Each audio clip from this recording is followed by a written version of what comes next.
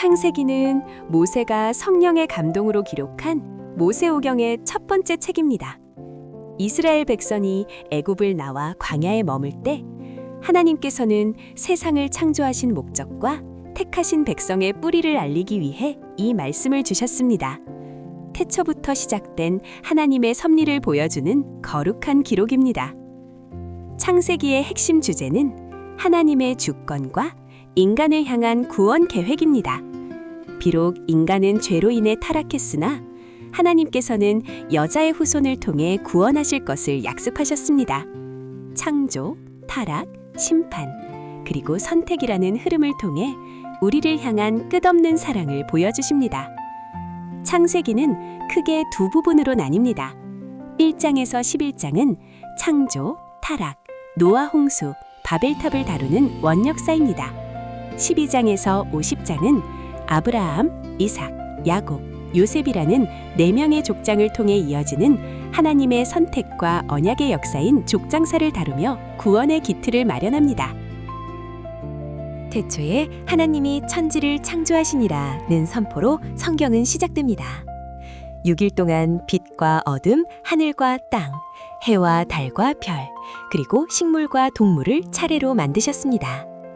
각 날의 끝에는 보시기에 좋았더라고 기뻐하시며 온 세상을 완벽하고 아름답게 세우셨습니다. 마지막 날 하나님은 자신의 형상을 따라 흙으로 사람을 빚으시고 그 코에 생기를 불어넣으셨습니다. 아담과 하와는 에덴 동산에서 하나님과 동행하며 만물을 다스리는 복을 누렸습니다. 하나님께서는 그들에게 풍성한 모든 것을 주시며 친밀한 교제를 나누셨습니다. 그러나 간교한 뱀의 유혹에 빠진 하와와 아담은 하나님께서 금하신 선악을 알게 하는 나무의 열매를 먹고 말았습니다. 죄가 세상에 들어왔고 그들은 거룩하신 하나님을 피해 숨었습니다. 결국 에덴 동산에서 쫓겨나게 되었지만 하나님은 가죽옷을 지하 입히시며 긍휼을 베푸셨습니다. 아담의 아들 가인과 아벨은 하나님께 제사를 드렸습니다. 믿음으로 드린 아벨의 제사는 받으셨으나 가인의 제사는 받지 않으셨습니다. 이에 분노한 가인은 동생 아벨을 쳐 죽이는 비극을 저질렀습니다. 죄의 영향력이 인류 가운데 얼마나 깊고 파괴적인지 보여주는 가슴 아픈 사건입니다. 세상에 죄악이 가득 차자 하나님은 홍수로 심판하기로 하셨습니다. 그러나 당대의 의인이었던 노아에게는 은혜를 베푸셨습니다. 노아는 하나님의 말씀에 순종하여 산 위에 거대한 방주를 지었습니다. 사람들의 조롱 속에서도 노아는 오랜 시간 동안 묵묵히 구원의 방주를 준비했습니다. 40주야로 비가 쏟아져 온 세상이 물에 잠겼으나 방주 안에 노아 가족과 짐승들은 안전했습니다. 비가 그치고 땅이 마른 뒤 노아는 제단을 쌓아 감사를 드렸습니다. 하나님은 다시는 물로 심판하지 않겠다는 약속의 증표로 하늘에 아름다운 무지개를 두셨습니다. 인간들은 자신들의 이름을 내고 흩어짐을 면하고자 하늘까지 닿는 바벨탑을 쌓았습니다.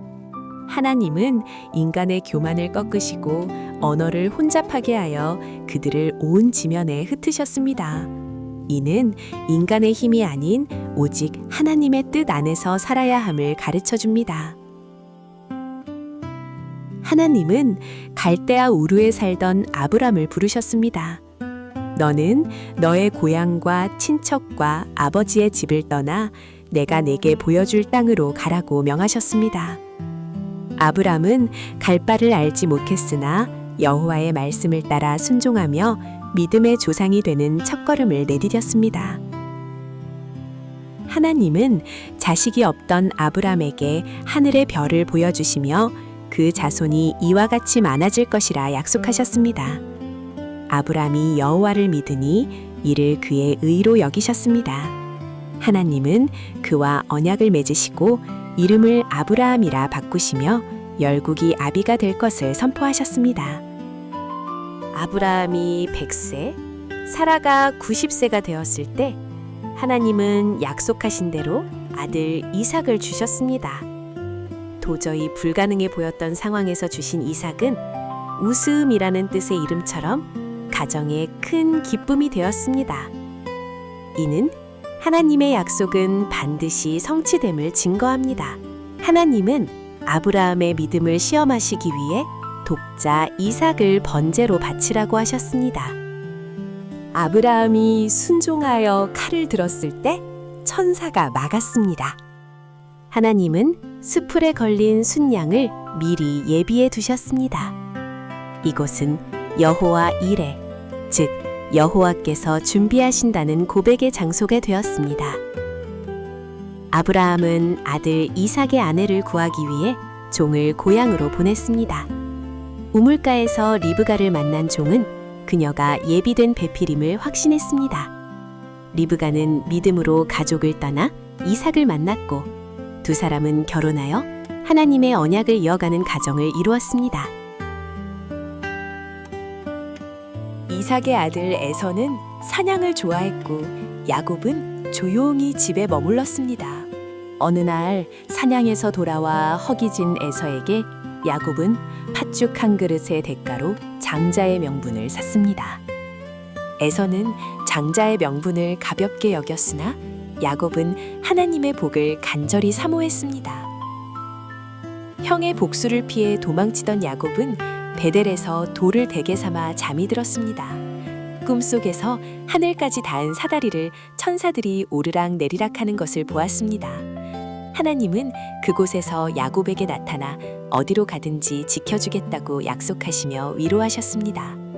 야곱은 외삼촌 라반의 집에서 라헬과 레아를 아내로 얻기 위해 14년을, 품삯을 위해 6년을 더 일했습니다. 라반은 야곱을 속였으나 하나님은 야곱과 함께 하셔서 그의 가축을 크게 번성하게 하셨습니다. 고난의 시간 동안 야곱은 이스라엘 12지파의 조상이 될 가족을 이루었습니다. 고향으로 돌아가던 야곱은 형 에서를 만날 두려움에 야복 나루에 홀로 남았습니다. 그곳에서 어떤 사람과 밤새도록 씨름했습니다. 야곱은 복을 주지 않으면 보내지 않겠다고 끝까지 매달렸고 결국 하나님과 겨루어 이겼다는 뜻의 이스라엘이라는 새 이름을 얻었습니다. 야곱의 사랑을 독차지한 요셉은 형들의 곡식단이 자신에게 절하는 꿈을 꾸었습니다. 이에 시기심이 폭발한 형들은 요셉을 구덩이에 던졌다가 애굽으로 가는 상인들에게 팔아넘겼습니다. 요셉의 채색옷은 피 묻은 채 아버지에게 전해졌고 요셉은 애굽에서 종의 삶을 시작하게 되었습니다. 애굽에 팔려간 요셉은 친위 대장 보디발의 종이 되었습니다. 여호와께서 요셉과 함께 하심으로 그가 형통한 자가 되어 보디발의 모든 소유를 맡게 되었습니다.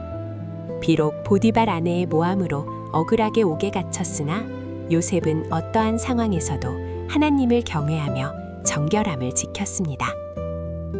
감옥에서도 하나님은 요셉과 함께 하셨습니다.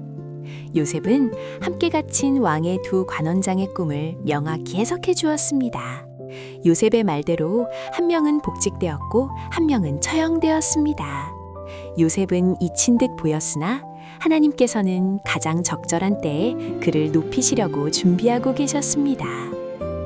2년 뒤 바로왕이 기이한 꿈을 꾸었으나 아무도 해석하지 못했습니다. 불려나온 요셉은 하나님의 지혜로 7년 풍년과 7년 흉년을 예고했습니다. 요셉은 풍년 동안 곡식을 저장할 대책까지 제시했고 바로는 요셉의 명철함에 감탄하며 그를 애굽의 총리로 세웠습니다. 요셉은 애굽 온 땅의 총리가 되어 풍년 때 상마다 곡식을 가득 쌓아두었습니다. 이윽고 닥친 대흉년에도 요셉의 지혜 덕분에 애굽과 주변 나라들은 굶주림을 면할 수 있었습니다. 노예로 팔려왔던 소년이 하나님의 섭리로 세상을 구하는 지도자가 된 것입니다. 가나안에도 흉년이 들어 요셉의 형들이 양식을 사러 애굽에 왔습니다. 요셉은 형들을 알아보고 마침내 자신을 드러내며 울음을 터뜨렸습니다. 요셉은 당신들이 나를 이곳에 팔았다고 해서 근심하지 마소서. 하나님이 생명을 구원하시려고 나를 당신들보다 먼저 보내셨나이다 라며 형들을 용서했습니다. 요셉이 살아있다는 소식을 들은 야곱은 온 가족을 이끌고 애굽으로 향했습니다. 하나님은 환상 중에 나타나 애굽으로 내려가기를 두려워하지 말라며 큰 민족을 이루게 하겠다고 약속하셨습니다. 야곱은 요셉을 다시 만나 기쁨의 눈물을 흘렸고 고센 땅에 정착하게 되었습니다. 야곱은 죽음을 앞두고 12아들을 불러 그들의 미래를 축복했습니다. 특히 유다 지파를 통해 왕권이 이어질 것을 예언했습니다. 그는 자신을 조상들의 묘실이 있는 가나안 땅에 장사해달라고 부탁하며 평안히 눈을 감았습니다. 이로써 족장들의 시대가 저물고 민족의 시대가 준비됩니다. 요셉도 죽을 때 형제들에게 하나님께서 반드시 그들을 돌보시고 가나안 땅으로 인도하실 것이라고 유언했습니다. 자신의 해골을 메고 올라가 달라는 요셉의 고백은 부활과 약속의 땅에 대한 소명을 담고 있습니다. 창세기는 한 가족의 이야기로 시작해 거대한 구원의 역사를 예고하며 끝을 맺습니다.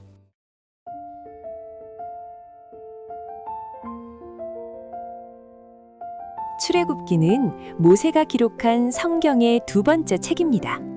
기록 시기는 기원전 15세기경으로 추정되며 야곱의 후손들이 애굽 땅에서 거대한 민족을 이룬 시기를 배경으로 합니다.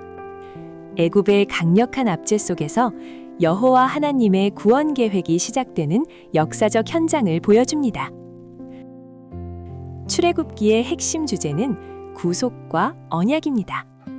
여호와께서 자기 백성을 압제에서 건져내시는 구원자이심을 선포하며 시내산 언약을 통해 이스라엘을 거룩한 백성으로 삼으십니다. 이는 장차 오실 예수 그리스도를 통한 완전한 구원을 예표하는 구속사적 의미를 지닙니다. 출애굽기는 크게 세 부분으로 나뉩니다. 1장에서 18장은 애굽에서의 탈출과 홍해 도하를, 19장에서 24장은 시내산에서의 율법 수혈을, 25장에서 40장은 성막의 설계와 완공을 다룹니다. 이 구조는 구원받은 백성이 어떻게 하나님과 교제하며 살아야 하는지를 잘 보여줍니다. 요셉을 알지 못하는 새 왕이 애굽을 다스리며 이스라엘을 학대했습니다. 이때 태어난 모세는 갈대 상자에 담겨 나일강에 띄워졌으나 애굽 공주의 아들이 되어 왕궁에서 자라게 됩니다. 하나님은 고난받는 백성의 부르짖음을 들으시고 구원을 중기하십니다. 미디안 광야로 도망쳐 양을 치던 모세에게 여호와께서 나타나셨습니다. 타지 않는 떨기나무 불꽃 가운데서 하나님은 내 백성을 인도하여 내라고 명하십니다.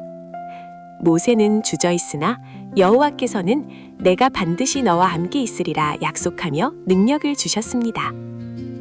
모세와 아론이 바로에게 가서 내 백성을 보내라는 여호와의 말씀을 전했습니다.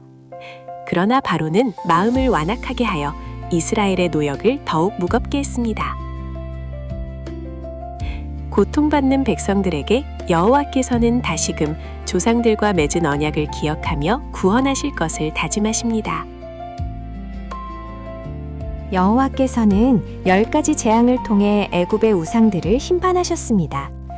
물이 피로 변하고 개구리, 이, 파리, 가축의 죽음, 독종, 우박, 메뚜기, 흑암이 애굽 전역을 덮었습니다. 바로는 재앙 앞에서 굴복하는 듯 했으나 매번 마음을 완악하게 하여 하나님의 영광을 가렸습니다.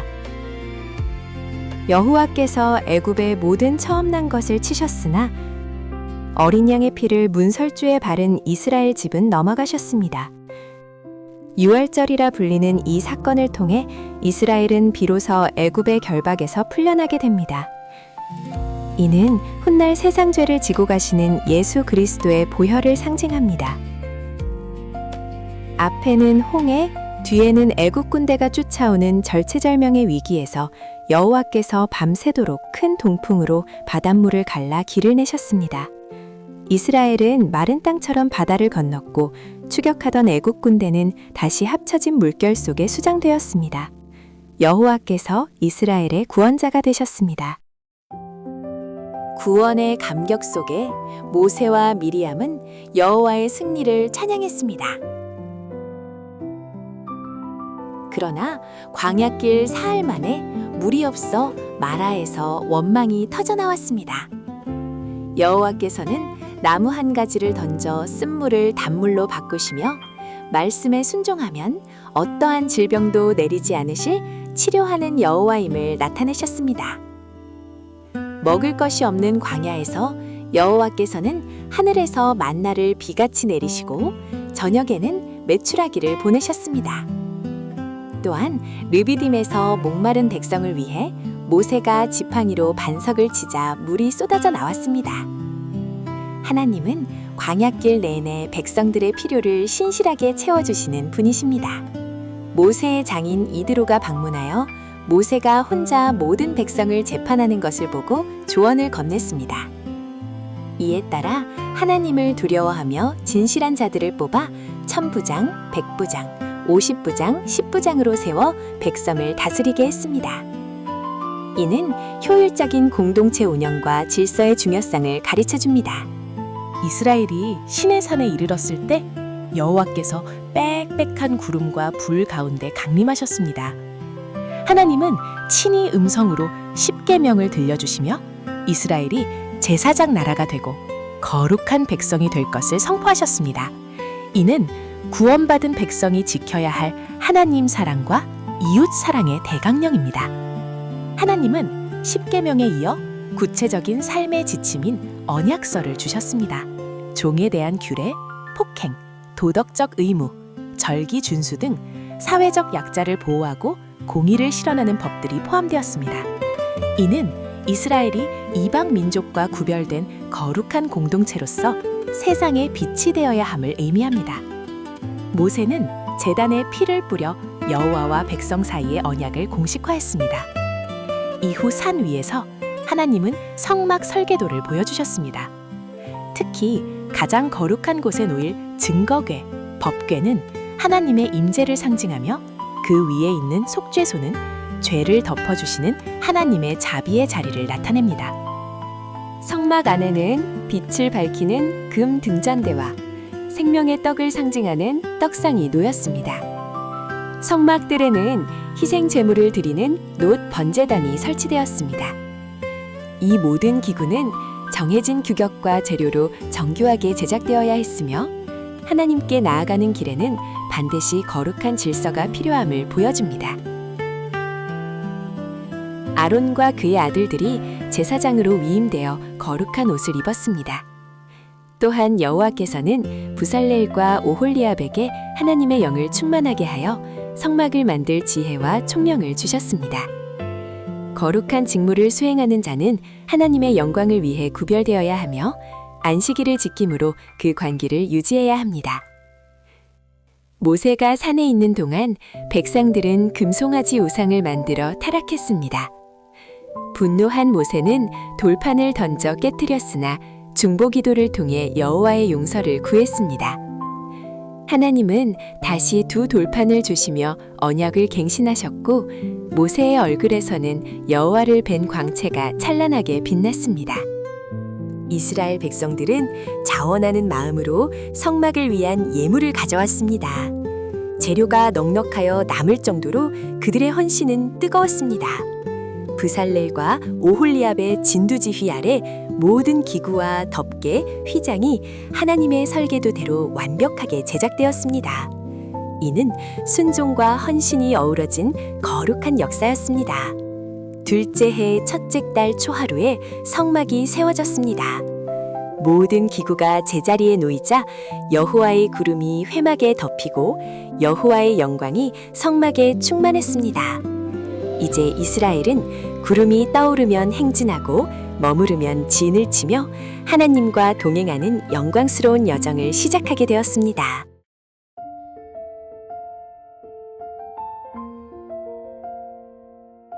레위기는 모세가 기록한 성경의 세 번째 책으로 이스라엘 자손이 애굽에서 나온 후 시내 광야에 머물 때 주신 말씀입니다.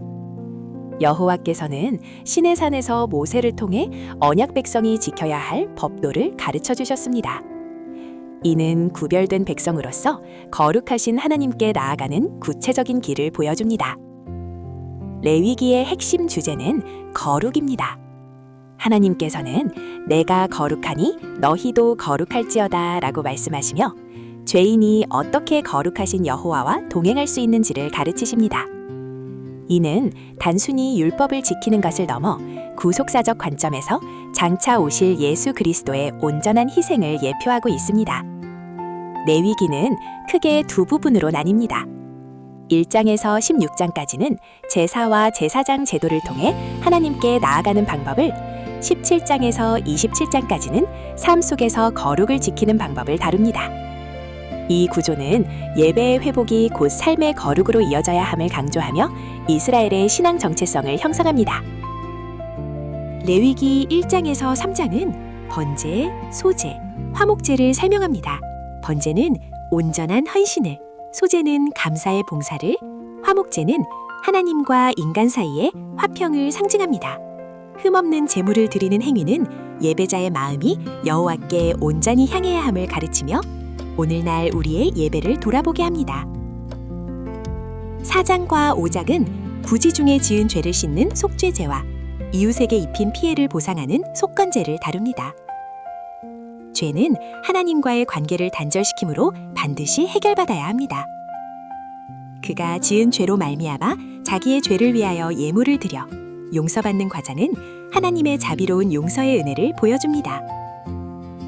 6장과 7장은 제사장들이 제사를 집행할 때 지켜야 할 세부 지침을 다룹니다. 특히 단위의 불은 항상 피워 꺼지지 않게 할지니라는 명령은 예배의 영속성을 강조합니다.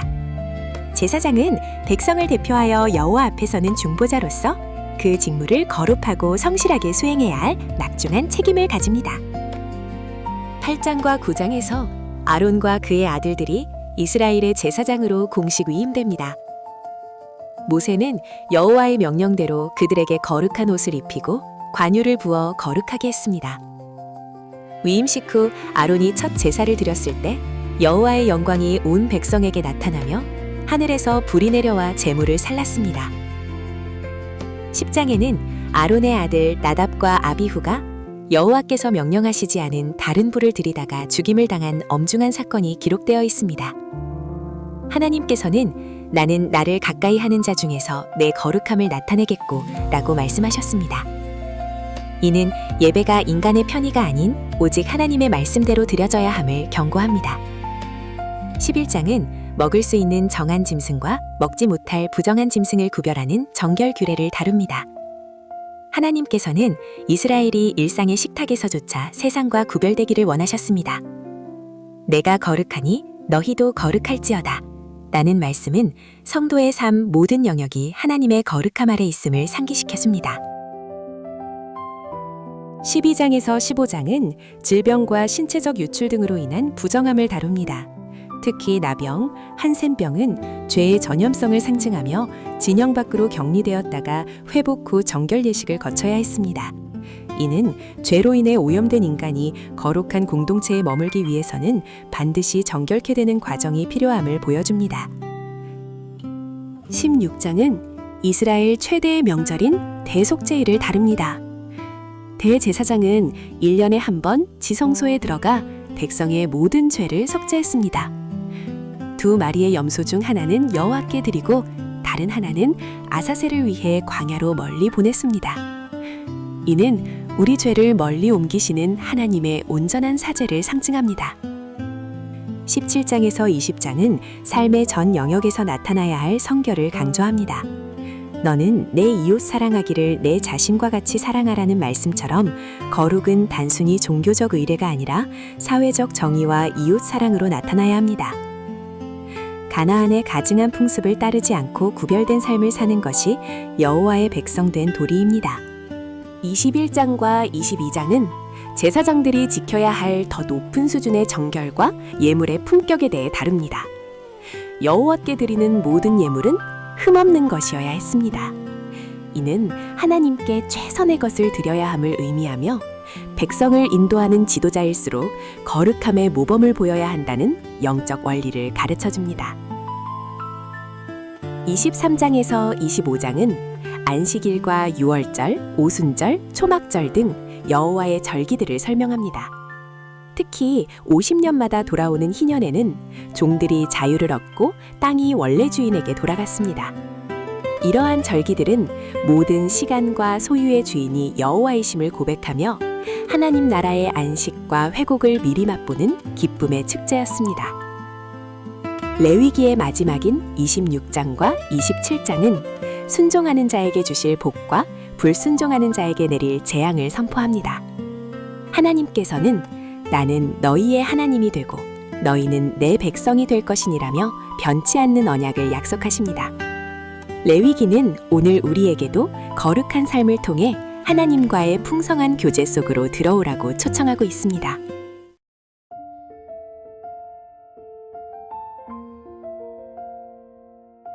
민수기는 모세가 기록한 성경의 네 번째 책으로 출애굽한 이스라엘 백성이 시내산을 떠나 가나안 접경 모압 평지에 이르기까지의 역사를 다룹니다.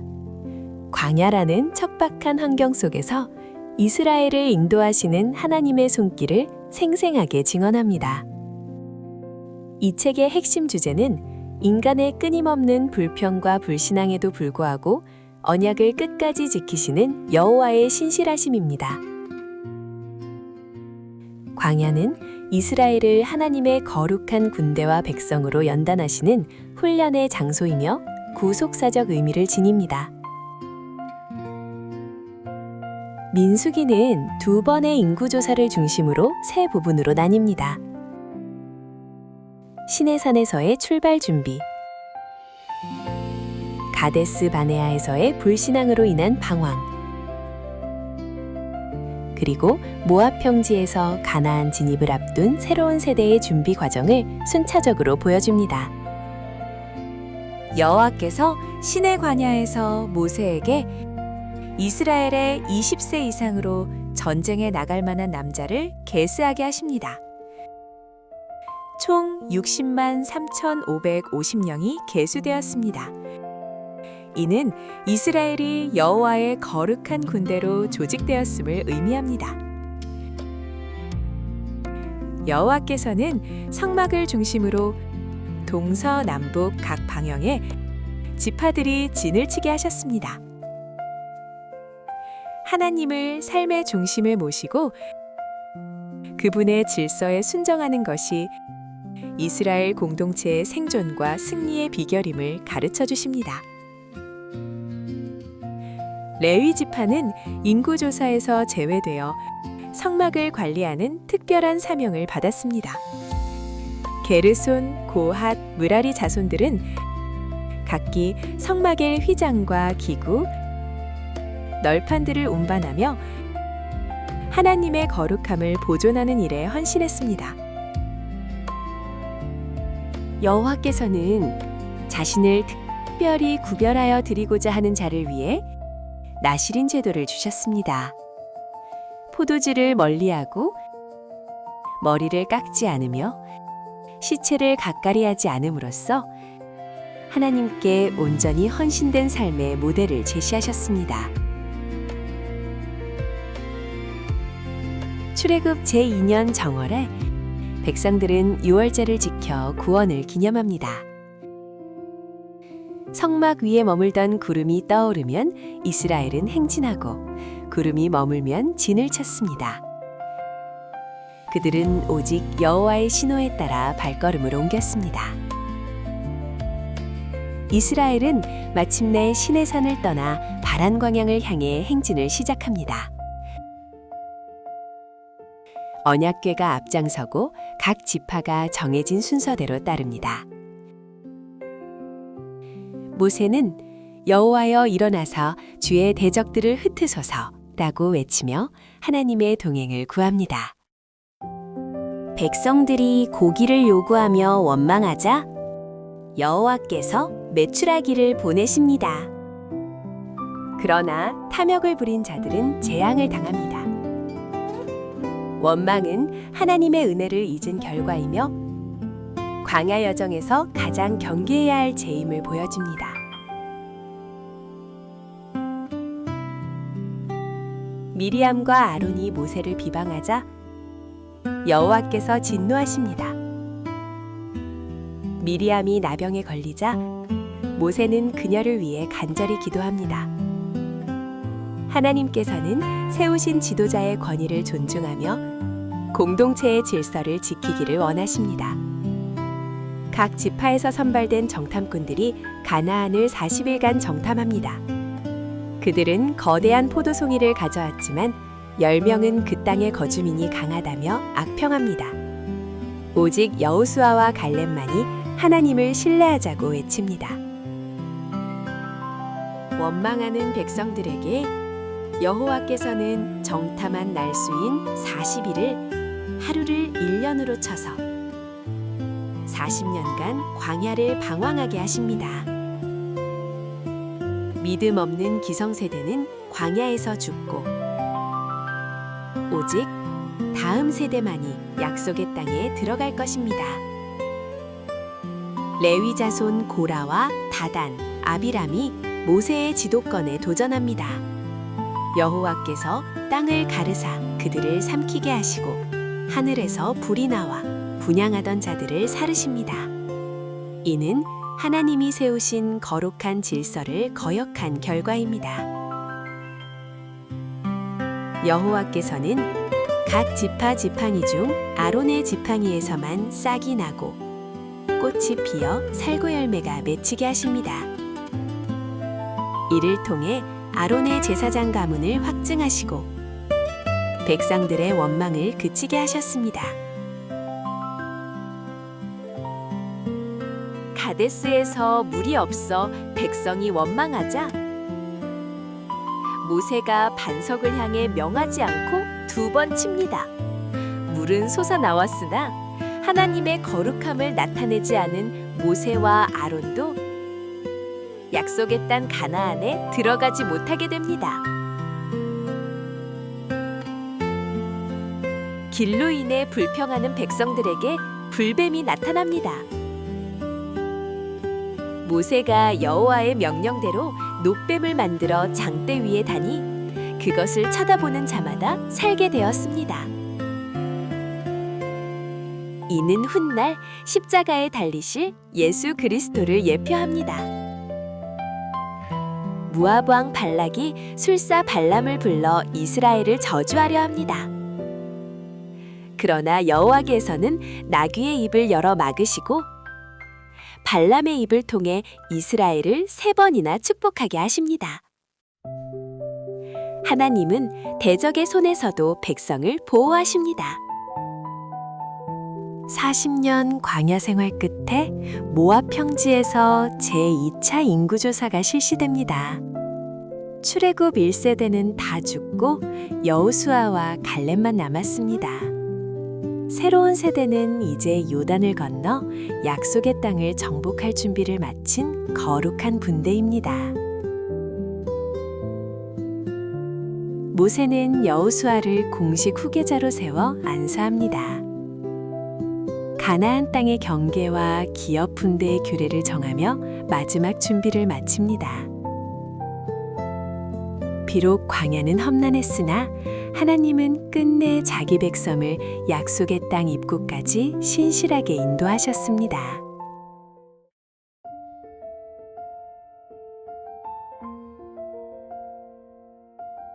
신명기는 주전 1406년경 가나안 입성을 앞둔 이스라엘 광야 2세대를 위해 모세가 기록했습니다. 애굽의 종살이에서 구원받은 지 40년이 흐른 시점.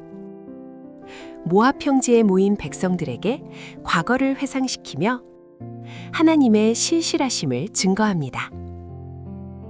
신명기의 핵심은 언약의 갱신입니다. 하나님은 이스라엘을 사랑하시어 택하셨고 백성은 그 사랑에 대한 응답으로 율법을 지켜야 합니다. 이는 단순히 법을 지키는 것을 넘어 마음을 다해 여호와를 사랑하라는 복음적 의미를 담고 있습니다. 신명기는 세 편의 설교로 구성됩니다. 첫째는 과거의 역사적 회고, 둘째는 현재 지켜야 할 구체적인 법도와 규례, 셋째는 미래의 축복과 저주에 대한 선포입니다. 이 구조는 이스라엘의 정체성을 확립하고 순종의 길을 제시합니다. 모세는 호렙산에서부터 가데스 바네아까지의 여정을 회상합니다. 불신앙으로 인해 40년을 방황했던 아픈 역사를 되짚으며 이제는 가나안을 향해 전진하라는 여호와의 명령을 전달합니다. 과거의 실패를 교훈 삼아 믿음을 굳게 세울 것을 촉구합니다. 여호와께서는 아모리 왕 시온과 바산 왕 옥을 이스라엘의 손에 넘기셨습니다. 거대한 거인 옥의 침대마저 이스라엘의 승리를 증명하는 전리품이 되었습니다. 이 승리들은 장차 가나안에서 행하실 하나님의 권능을 미리 맛보게 하는 삭간이었습니다. 모세는 시내산에서 받은 십계명을 다시 선포합니다. 우리 하나님 여호와는 오직 유일한 여호와이시니 라는 말씀을 통해 우상 숭배를 경계합니다. 율법은 무거운 짐이 아니라 백성이 복을 받고 생명을 얻게 하기 위한 하나님의 사랑입니다. 신명기 6장 4절 쉐마는 이스라엘 교육의 핵심입니다. 너는 마음을 다하고 뜻을 다하고 힘을 다하여 내 하나님 여호와를 사랑하라. 이 말씀을 마음에 새기고 집에 앉았을 때나 길을 갈 때나 자녀에게 부지런히 가르쳐야 합니다. 여호와께서는 이스라엘을 모든 민족 중에서 보배로운 소유로 택하셨습니다. 가나안 땅에 들어가면 그들의 우상을 멸하고 그 풍습을 본받지 말아야 합니다.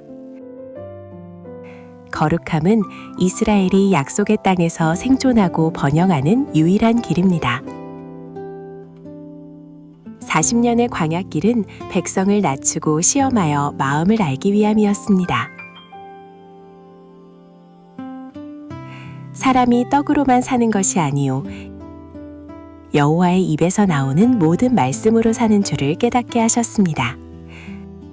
풍요로운 땅에서도 이 은혜를 잊지 말아야 합니다. 모세는 이스라엘의 교만과 불순종을 경고합니다. 시내산에서 금송아지를 만들었을 때 여호와께서는 그들을 멸하려 하셨으나 모세의 간절한 중보로 용서하셨습니다. 이스라엘의 구원은 그들의 의로움이 아닌 하나님의 긍휼 때문입니다. 모세는 축복의 산 그리심과 저주의 산 에바를 제시하며 선택을 촉구합니다. 여호와의 명령을 청종하면 복을 받고 우상을 섬기면 저주를 받을 것입니다. 생명과 사망, 복과 화가 오늘 우리 앞에 놓여 있습니다. 가나안 땅에 들어가면 여호와께서 자기 이름을 두시려고 택하신 곳에서만 예배드려야 합니다. 우상의 제단을 헐고 오직 하나님이 정하신 방법대로 정결한 제물을 드리며 가족과 이웃이 함께 기뻐하며 먹어야 합니다. 매 7년마다 빚을 면제해주고 가난한 형제를 넉넉히 도와야 합니다. 또한 6월절, 77절, 초막절을 지키며 애굽에서 구원하신 은혜를 기억해야 합니다. 나눔과 절기는 공동체를 하나로 묶는 거룩한 통로입니다. 각 성문에서 공의로 재판하며 뇌물을 받지 말아야 합니다. 장차 세워질 왕은 병마나 아내를 많이 두지 말고 곁에 율법서를 두고 평생 읽으며 하나님 경외하기를 배워야 합니다. 진정한 왕은 하나님의 말씀에 복종하는 자입니다. 실수로 이웃을 죽인 자를 위해 도피성을 구별하여 보복을 피하게 하셨습니다. 전쟁 중에도 과실나무를 베지 말고 두려워하는 자는 집으로 돌려보내는 자비를 베풀어야 합니다. 하나님의 공의는 언제나 긍휼과 함께합니다. 길 잃은 가축을 돌려주고 집 지붕의 난간을 만들어 인명을 보호하며 이웃의 권리를 존중해야 합니다. 약자를 배려하고 정결한 삶을 유지하는 것이 곧 하나님을 경외하는 삶의 구체적인 모습입니다. 약속의 땅에서 첫 소산을 거두면 광주리에 담아 여호와께 드려야 합니다. 방랑하던 조상을 구원하신 은혜를 고백하며 즐거워해야 합니다. 또한 11조를 드려 레위인과 고아와 과부가 배불리 먹게 하여 복을 누려야 합니다. 말씀에 순종하면 성읍에서도 들에서도 복을 받고 모든 대적을 이길 것입니다. 그러나 불순종하면 질병과 패배의 재앙이 임할 것입니다. 하나님은 이 준엄한 경고를 통해 백성이 생명의 길을 선택하기를 간절히 바라십니다. 모세는 후계자 여호수아를 격려하고 백성들에게 하나님의 위대하심을 찬양하는 노래를 가르칩니다. 하늘이여 귀를 기울이라 내가 말하리라. 이 노래는 훗날 백성들이 타락했을 때 그들을 깨우침은 증거의 말씀이 될 것입니다. 모세는 느보산 비스가 꼭대기에서 약속의 땅을 바라본 후 여호와의 말씀대로 그곳에서 죽었습니다. 비록 땅에는 들어가지 못했지만 그는 하나님의 친구라 불린 위대한 선지자였습니다. 이제 이스라엘은 새 지도자와 함께 요단을 건넙니다.